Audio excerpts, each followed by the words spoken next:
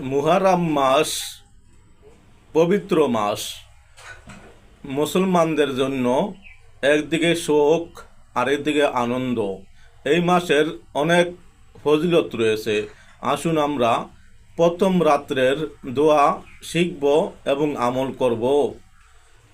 আল্লাহুম্মা আনতাল আবাদিউল কাদিমু ওয়া হাজিহি সালাতুন ওয়া হাজিহি সানাতুন জাদিদাহ আসআলুকা ফিহাল ইসমাতা মিনাশ শাইতানি ওয়া আউলিয়াইহি ওয়াল আওনা আলা হাজিহিন নাফসিল আম্মারাতি বিসসুতি ওয়াল ইস্তিগালা বিমা ইউকাররিবুনি ইলাইকা ইয়া কারীম। হাদিস নুজহাতুল মাজালিস ওয়া মুনতাখাবুন নাফাইস।